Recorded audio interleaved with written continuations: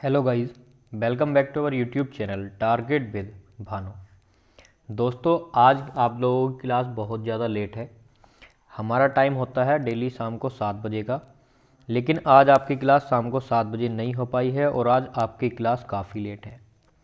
देखिए, एक तो मुझे टाइम नहीं मिल रहा, दूसरा आज मैं आप लोगों के लिए कुछ अलग से लेकर के आया हूँ। डेली मैं आपको बताता था कि किस पोर्शन से कितने क्वेश्चंस पूछे गए हैं, और मैं आज आपको क्वेश्चन भी दिखाने वाला हूं कि क्या क्या क्वेश्चन आपके पूछे गए हैं और क्या क्या इनके आंसर हैं, जिससे आप लोगों को थोड़ी हेल्प भी मिले और नॉलेज भी आप लोगों की बढ़े। ठीक है, तो इसको हम एक प्रैक्टिस सेट की तरह ही सॉल्व करेंगे और मैं आपके यहाँ पर कुछ एक्स्ट्रा चीज़ भी बताऊँगा, जैसे जैसे मैथ से कौन कौन से क्वेश्चन आए थे, हिंदी से क्या आया था, जीएस के आपको क्वेश्चन यहाँ पर मिल ही रहे हैं, और तीनों शिफ्ट जो 3 शिफ्ट में एग्ज़ाम हो रहे हैं और तीनों शिफ्ट के क्वेश्चन मैंने यहाँ पर रखे हैं।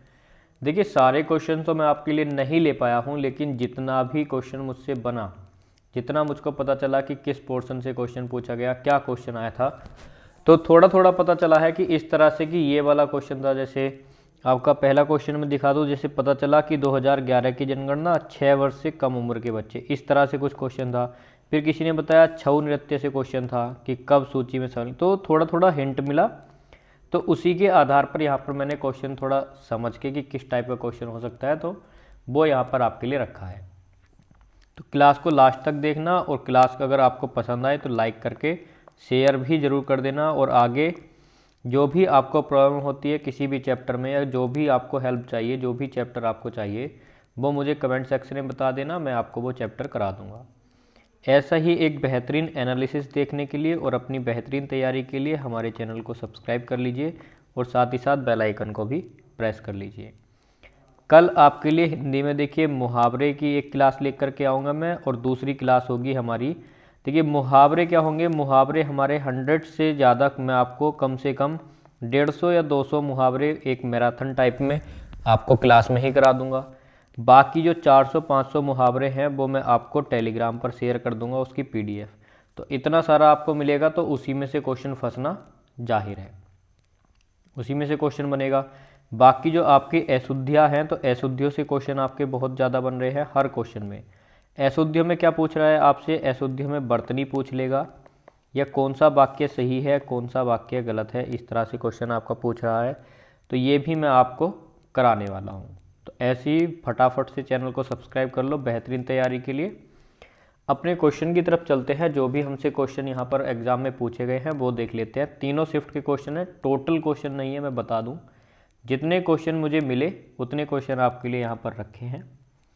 चर्चा हम हर पोर्शन की करेंगे, मैथ की भी करेंगे, रीजनिंग की भी करेंगे और हिंदी की भी करेंगे। सबसे पहला क्वेश्चन है कि नीरज चोपड़ा ने डायमंड लीग में कितने मीटर भाला फेंककर रिकॉर्ड बनाया। तो यहाँ पर हमसे पूछा है कि कितने मीटर भाला फेंका था। तो आप लोगों को पता होगा, बहुत ज़्यादा ये चर्चा में रहा है नीरज चोपड़ा, 88.44। तो कितने मीटर, 88.44 मीटर भाला फेंककर एक रिकॉर्ड बनाया था।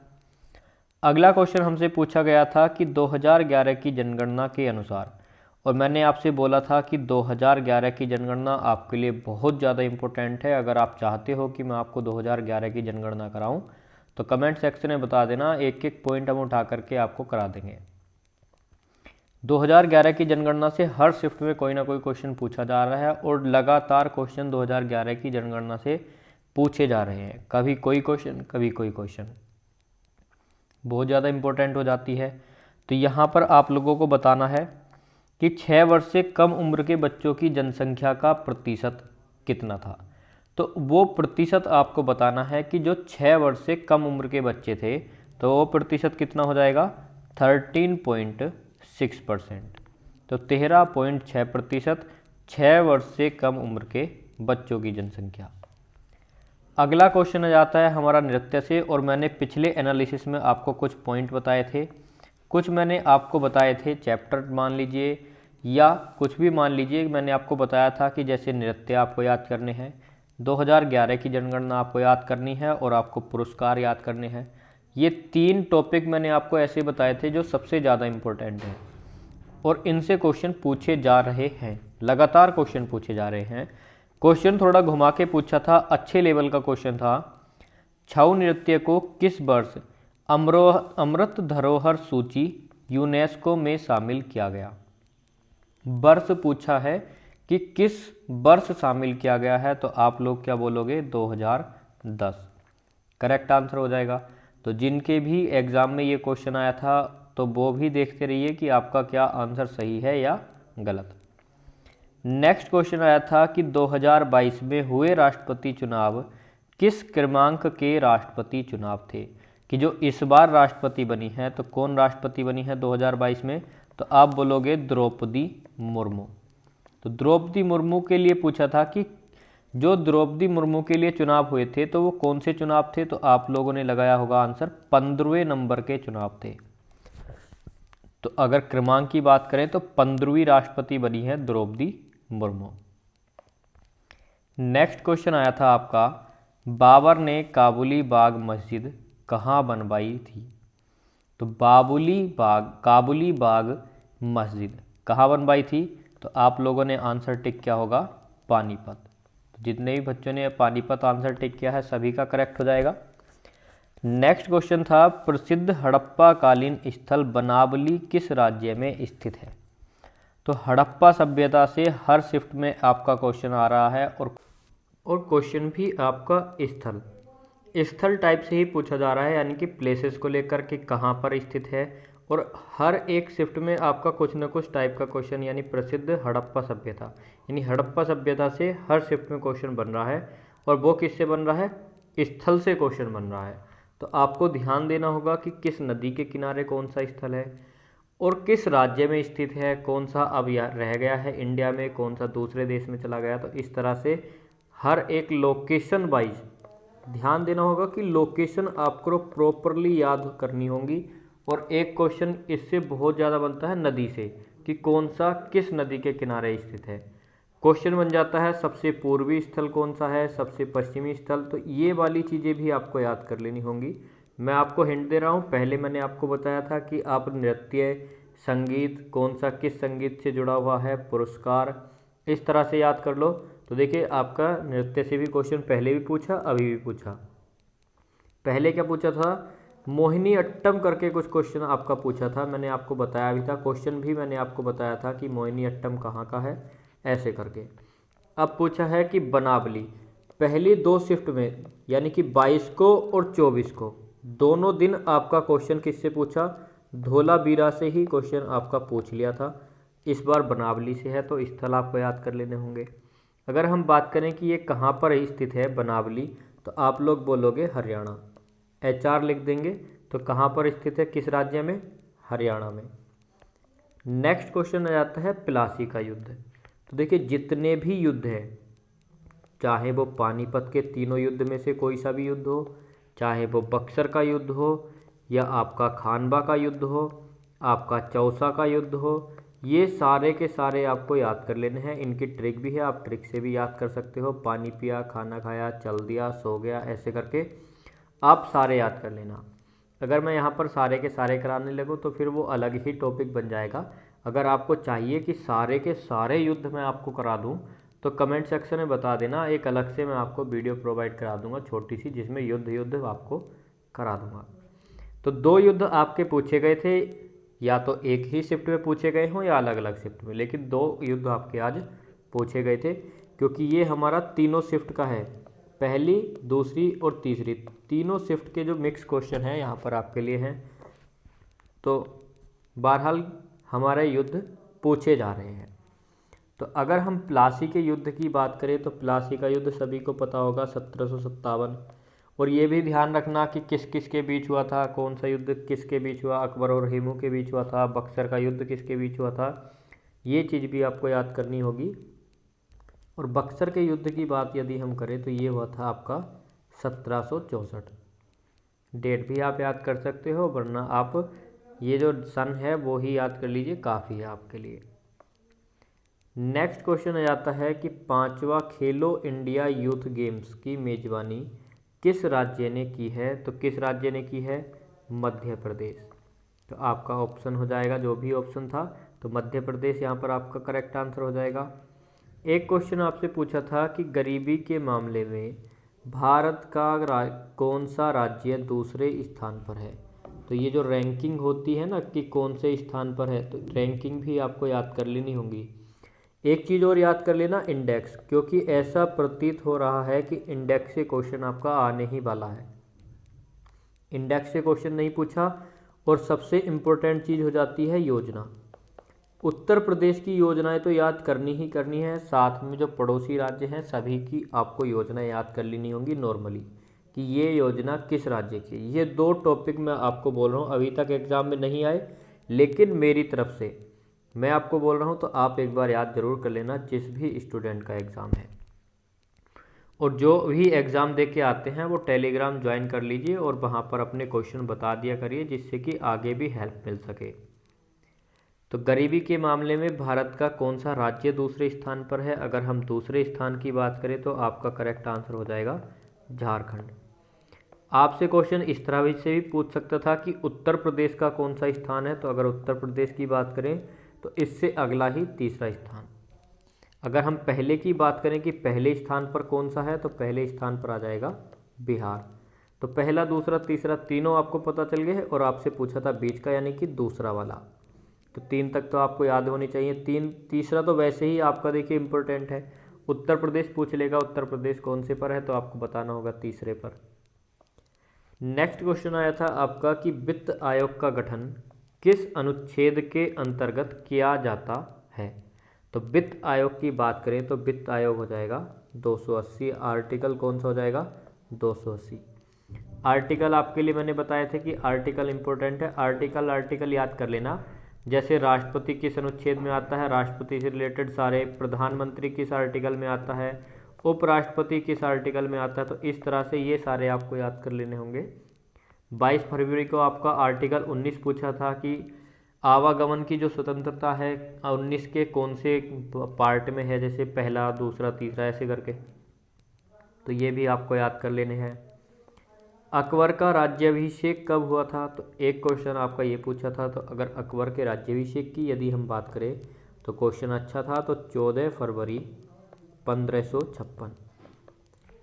14 फरवरी 1556 आपका करेक्ट आंसर हो जाएगा।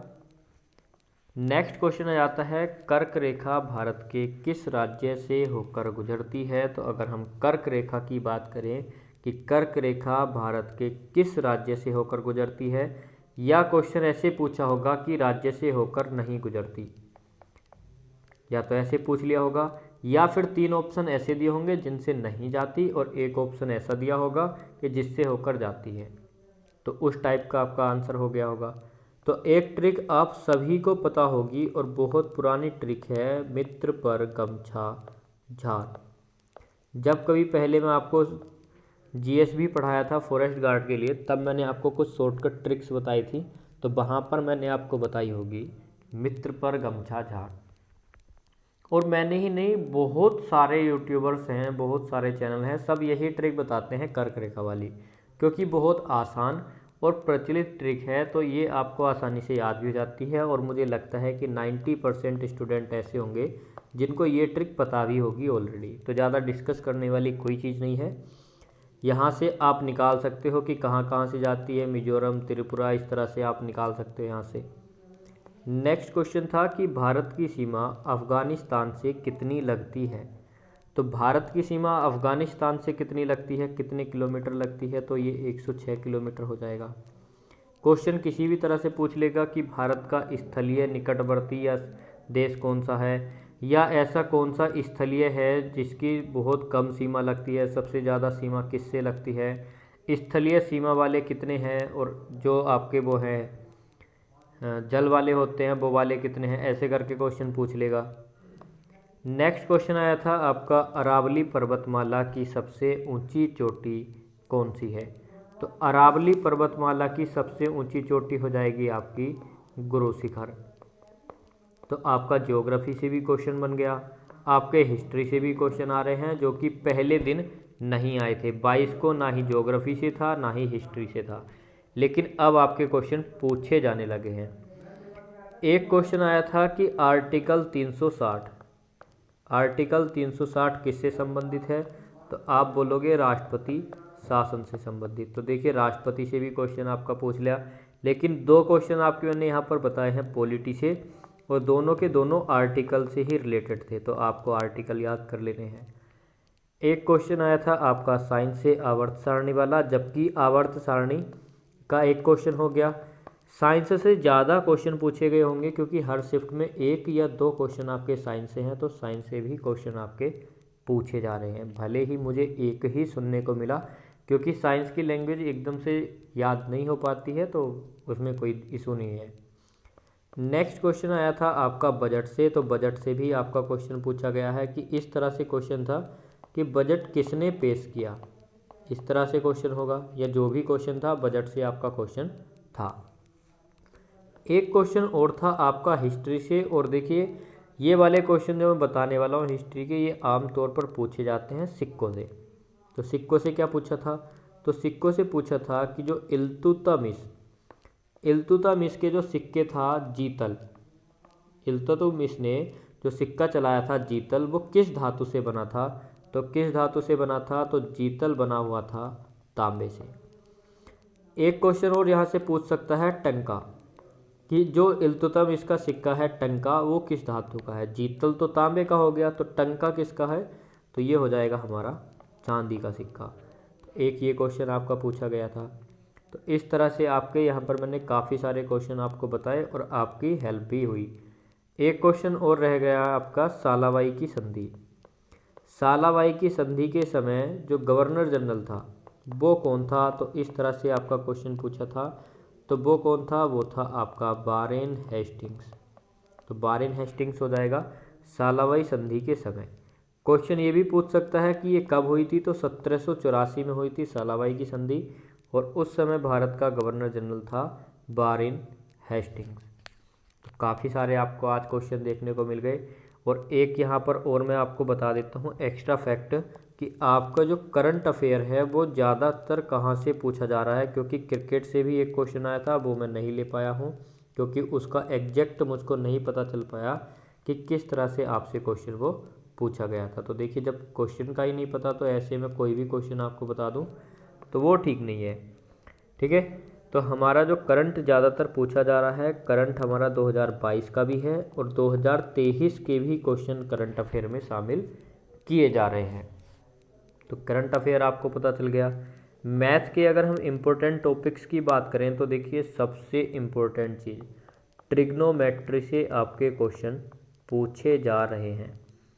ट्रिग्नोमेट्री से क्वेश्चन पूछा था हाइट एंड डिस्टेंस बना के, हाइट एंड डिस्टेंस वाले क्वेश्चन होते हैं उसमें भी ट्रिग्नोमेट्री बन जाती है। तो डायरेक्ट ट्रिग्नोमेट्री से साइन थीटा कोस थीटा ना पूछ करके हाइट एंड डिस्टेंस का क्वेश्चन पूछा था, ये सुनने को मिला है। और ट्रिग्नोमेट्री से एक ही क्वेश्चन आया था। दूसरा अगर हम मेंसुरेशन की बात करें तो मेंसुरेशन से हमारे 2 से 3 क्वेश्चन पूछे जा रहे हैं, लेकिन नॉर्मल वाले। जियोमेट्री से भी क्वेश्चन आपका पुटअप किया गया था, अलजेब्रा से भी आपके क्वेश्चन बन रहे हैं, और आपका सिंप्लीफिकेशन से भी क्वेश्चन देखने को मिला है। क्वेश्चन देखिए लिख करके लाने का टाइम वाकई नहीं मिल रहा होगा, क्योंकि मुझे सुनने में आ रहा है जिससे भी पूछा है कि हमारा टाइम कम रह जाता है, हमारा टाइम कम रह जाता है, तो इसलिए बच्चे क्वेश्चन लिख के नहीं ला पा रहे हैं। लेकिन जीएस एक ऐसी चीज़ है जिसको आराम से लिख सकते हैं। तो मैथ में देखिए सारी ही चीज़ें लगभग मैं आपको पढ़ा ही चुका हूँ। अगर आपको कुछ चाहिए तो वो बता देना, यहाँ पर क्वेश्चन नहीं भी मिल पा रहे हैं तो कोई बड़ा इशू नहीं है, लेकिन पता चल पा रहा है कहाँ कहाँ से क्वेश्चन आ रहे हैं। प्रॉफिट एंड लॉस से क्वेश्चन हमारा पूछा गया है, परसेंटेज से हमारे क्वेश्चन पुटअप किए जा रहे हैं, टाइम एंड वर्क से 2 से 3 क्वेश्चन, हर शिफ्ट में 2 से 3 क्वेश्चन पूछे जा रहे हैं। परसेंटेज से 2 क्वेश्चन थे, प्रॉफिट एंड लॉस से 1 या 2 क्वेश्चन था आपका, रेशियो एंड प्रोपोर्शन से भी आपका क्वेश्चन यहाँ पर पूछा गया था। तो ये सारे टॉपिक से आपके क्वेश्चन पूछे जा रहे हैं। अगर हम रीजनिंग की बात करें तो देखिए मैंने आपसे ओवरऑल एक बात बोल ही दी थी कि आपको अर्थमेटिक तो पूरा ही कंप्लीट करना होगा। अर्थमेटिक से तो आपके क्वेश्चन बनेंगे ही हर चैप्टर से, चाहे वो आपका ट्रेन हो, आपका बोट एंड स्ट्रीम हो, लेकिन नाव से आपका अभी तक एक भी क्वेश्चन देखने को नहीं मिला। ट्रेन से आपका देखने को मिल रहा है क्वेश्चन, टाइम एंड वर्क से भी मिला है, टाइम एंड डिस्टेंस से भी मिला है, टाइम एंड स्पीड से भी क्वेश्चन देखने को मिला है, लेकिन बोट से आपका क्वेश्चन देखने को नहीं मिला। रीजनिंग की बात करें तो रीजनिंग में कैलेंडर से भी क्वेश्चन आ गया है और 2 क्वेश्चन आपके पूछे गए थे। दूसरा है कि असंगत, कि कौन सा असंगत है, 4 क्वेश्चन आपके पूछे गए थे। एक बड़ा वेटेज है, लेकिन काउंटिंग फिगर से आपका क्वेश्चन अभी भी नहीं बना। सिटिंग अरेंजमेंट का बहुत बड़ा यहाँ पर रोल आ रहा है। सिटिंग अरेंजमेंट से देखिए जो पजल वाले क्वेश्चन होते हैं, पजलिंग, वो क्वेश्चन पूछ रहा है। कम से कम 6 या 7 व्यक्तियों को भी बैठने के लिए बोल देता है, 5 व्यक्ति को भी बैठने के लिए बोलता है, तो सिटिंग अरेंजमेंट से आपका क्वेश्चन बना है। और अगर हम आगे बात करें तो देखिए हमारा जो पेपर है, पेपर वाला, तो पेपर फोल्डिंग वो भी आपका बन रहा है, लेकिन क्लॉक से कोई क्वेश्चन नहीं मिला है अभी तक, ना ही मिरर इमेज एंड ना ही वाटर इमेज, कोई सा भी क्वेश्चन देखने को नहीं मिला। तो ये हमारा रीजनिंग का जो नहीं मिला वो मैंने आपको बता दी। बाकी सारे चैप्टर्स है ही, आपको पता ही होगा कि बाकी कौन कौन से चैप्टर हैं। तो वीडियो ज़्यादा लंबी नहीं करेंगे, छोटा सा ही वीडियो रहेगा तो ज़्यादा बेस्ट रहेगा, आपका भी टाइम खर्च नहीं होगा, क्योंकि यहाँ पर क्वेश्चन नहीं है। क्वेश्चन होते तब टाइम में आपका लेता। हिंदी की बात करें तो हिंदी में 2 हमारे बड़े टॉपिक निकल के आते हैं। एक तो मुहावरा, मुहावरे के लिए मैं आपको बता चुका हूँ कि आपको टुमारो, कल क्लास मिल जाएगी मुहावरे की। 100+ मुहावरे आपके होंगे उस क्लास में, और सारे के सारे वही होंगे जो पूछे जा चुके हैं। तो सारे क्वेश्चन वही कराऊंगा मुहावरे के जो आपके एग्ज़ाम में पूछे हैं। अगर आप चाहो तो मुझसे कह देना कमेंट सेक्शन में, आपको बता भी दूंगा कि कौन सा मुहावरा किस एग्ज़ाम में कब पूछा गया था। ठीक है, अगली वीडियो मैं लेकर के आऊँगा अशुद्धियाँ पर, क्योंकि ये 2 टॉपिक आपके बहुत ज़्यादा आपके एग्ज़ाम में पूछे जा रहे हैं। अशुद्धि किस किस टाइप से, वाक्य कि कौन सा वाक्य सही है, कौन सी वर्तनी शुद्ध है, कौन सा गलत है, तो अशुद्धियों से बहुत ज़्यादा क्वेश्चन है। ये 2 टॉपिक आपके मेन यहाँ पर बन के आते हैं। रस, छंद, अलंकार, अभी तक किसी ने भी नहीं बोला कि रस, छंद, अलंकार से क्वेश्चन हमको देखने को मिला। बहुत नॉर्मल क्वेश्चन विलोम शब्द, पर्यायवाची शब्द से आ रहे हैं, लेकिन जो ये मुहावरे और अशुद्धियाँ हैं, मुहावरे में एक पॉइंट और निकल के आता है कि वो आपसे वाक्य में प्रयोग करके पूछता है, कि एक मुहावरा दे देगा या कोई लोकोक्ति दे देगा और उसमें फिल इन द ब्लैंक करके दे देगा, कहावत दे देगा। और मुहावरा इस तरह से पूछ सकता है कि 4 वाक्य, उन वाक्यों में प्रयोग करके मुहावरे को कि कौन सा वाक्य हमारा सही है। इस तरह से आपका क्वेश्चन बन रहा है। तो आज आपके तीनों शिफ्ट का हमने यहाँ पर एनालिसिस देखा, और यहाँ पर अब लास्ट में आपको क्या करना होगा, अगर आपको लगा कि आपकी हेल्प है तो देखिए क्लास को लाइक कर देना, जिससे मुझे भी मोटिवेशन मिले और मैं आपको ज़्यादा से ज़्यादा क्वेश्चन प्रोवाइड करा पाऊँ। एक ही वीडियो में तीनों शिफ्ट के क्वेश्चन मैंने आपको प्रोवाइड करा दिए। क्लास को लाइक करके शेयर ज़रूर कर देना, और साथ ही साथ हमारे चैनल को भी सब्सक्राइब कर लेना आगे की वीडियो के लिए। जो भी चैप्टर आपको चाहिए, जो भी टॉपिक पर आपको दिक्कत होती है, जो भी आपको पढ़ना है, वो कमेंट सेक्शन में बता देना, आपको मिल जाएगा। तो अब मिलेंगे अगली क्लास में, तो फटाफट से डोंट फॉरगेट टू सब्सक्राइब, तो सब्सक्राइब कर दीजिए हमारे चैनल को, आपके अपने चैनल को, टारगेट विद भानु। मिलते हैं अगले सेशन में, तब तक के लिए जय हिंद, जय भारत।